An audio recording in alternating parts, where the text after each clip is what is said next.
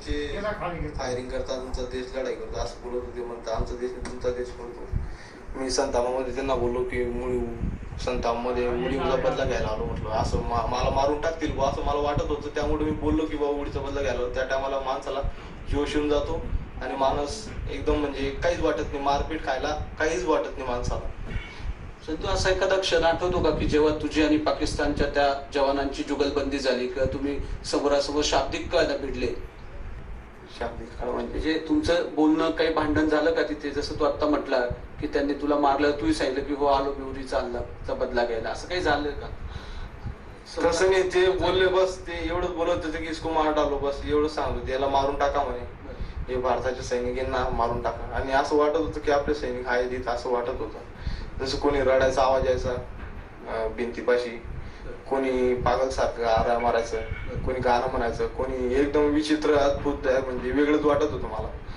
तेव्हा त्या टायमाला मी बी असं वेड्यासारखी गाणे म्हणायला लागलो काही वेळेस. तेव्हा मेंटली मी एकदम हराश होऊन गेलो होतो. गाणे म्हणायचो काही वेळेस, देवाची आरती करायला लागलो, देशाची गाणी म्हणायलो, असं वेगळे वेगळे एकदम मला तेव्हा समजत नव्हतं. तुला असं म्हणायचंय का की तुला जिथे ठेवलं होतं तिथे इतरही भारतीय जवान किंवा सैनिक होते?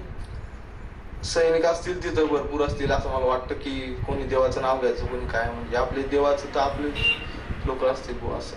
तुला आठवतंय का की कुठे नेलं होतं तुला? कारण खूपदा तुझ्या जागा बदलल्या असं तुझं म्हणणं आहे. तुला आठवतं काय की कुठे नेलं होतं, कशा पद्धतीने न्यायची? सर ते मला काही नाही, जसं ते काळे कपडे टाकून द्यायचे वरती पूर्ण कपड्यावर इथपर्यंत, त्याच्यामुळे मला काहीच समजायचं नाही. कुठं घेऊन गेले, काय घेऊन गेले ते मला काहीही माहित नाहीये बिलकुल बी. त्याचं म्हणजे मी यामध्ये जेलमध्ये गेलो तोपर्यंत मला जेल शिवाय दुसरं काहीच दिसलेलं नाही.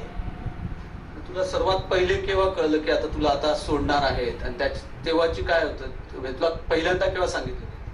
मला ते सांगितलेलंच नाहीये सोडणार आहे असं वगैरे, मला काहीच सांगितलं नाही.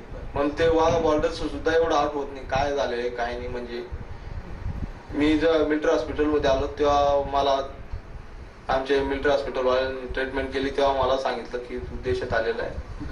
तेव्हा मला थोडं, मी तेव्हा रडायला लागलो.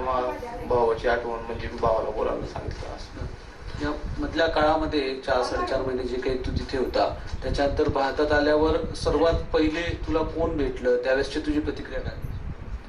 मला आमचे डॉक्टर सुभाष भामरे भेटले.